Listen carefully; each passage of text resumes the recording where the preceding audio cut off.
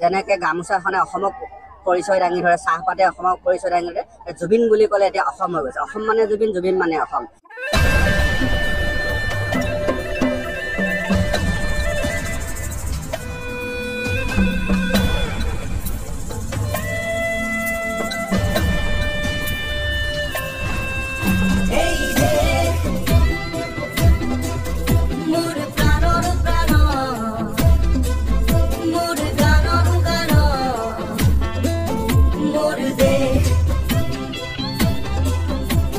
मोर प्रतिटु कामे मोर प्रतिटु चिंताय এই দেশৰ বুকুত আছে হৈছ বনোৱালী ভৱিষ্যতৰ সপোন।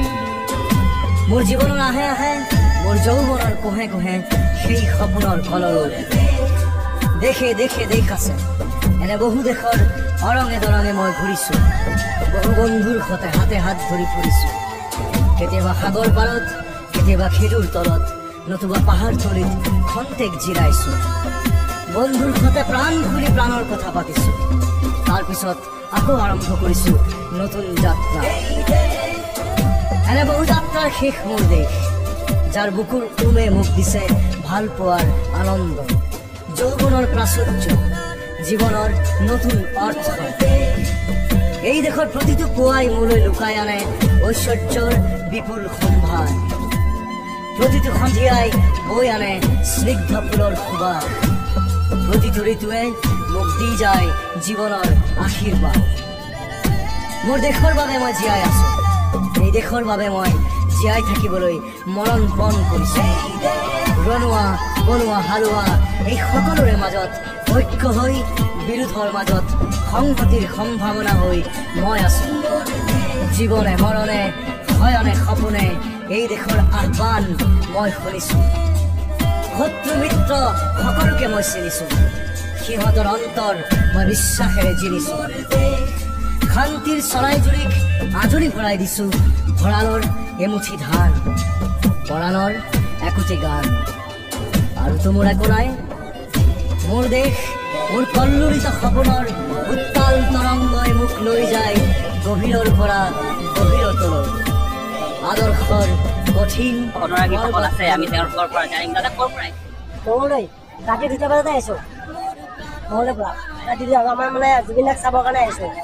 জুবিনদা আমাৰ হৃদয়ত যে আছে, জুবিনদা সদায় থাকিব।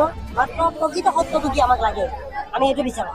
আমাৰ হৃদয়ত সদায় থাকিব। আৰু অসমত নৰ্থ ইষ্টত এনেকুৱা এজন মানুহ নাথাকিব যিটো আমি মানে স্বইচ্ছাই যিটো আমি জুবিনদাক ভাল পাওঁ, যে মানে নিশ্চয়ভাৱে তেনেকুৱা এজন মানুহ হয়তো আমাৰ অসমত আৰু দ্বিতীয় এজন নাথাকিব।